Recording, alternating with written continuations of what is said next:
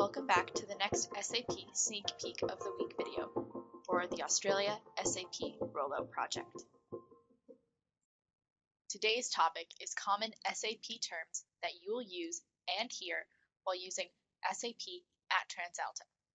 We will describe how data is structured with company and plant codes. We will also touch on transaction codes.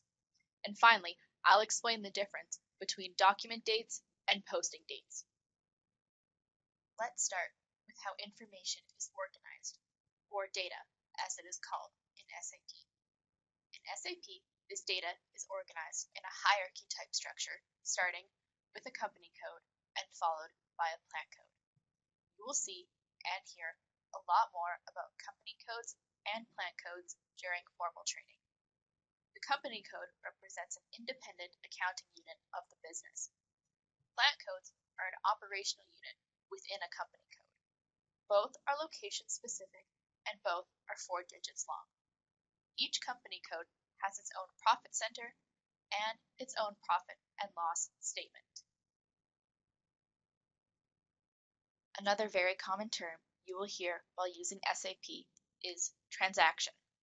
Every action within SAP is called a transaction, and each action within SAP has a transaction code associated with it.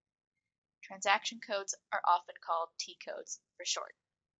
A T-code consists of both letters and numbers. You enter transaction codes in the command field.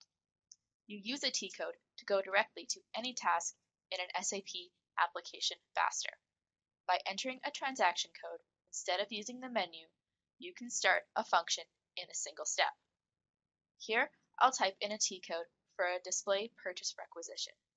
You may remember this T-code from last week's video on specific TransAlta help. As you can see, after you type in the T-code into the command field and press enter, we were taken straight to the transaction page without having to comb through and search the user menu. Finally, you will come across 2 additional terms, document date and posting date. The document date is the date that appears on the physical copy of a document. For example, a vendor invoice. The posting date is the date on which that document was posted in the financial module. For example, you have received the vendor invoice with a date of October 12, 2015. However, it is October 14, 2015, and you would like to complete this today. You will see October 12, 2015 as the document date and October 14, 2015 as the posting date in the applicable report. Thanks for watching.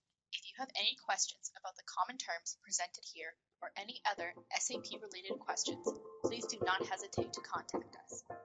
Be sure to submit this week's survey to be entered to win some great prizes. See you next week.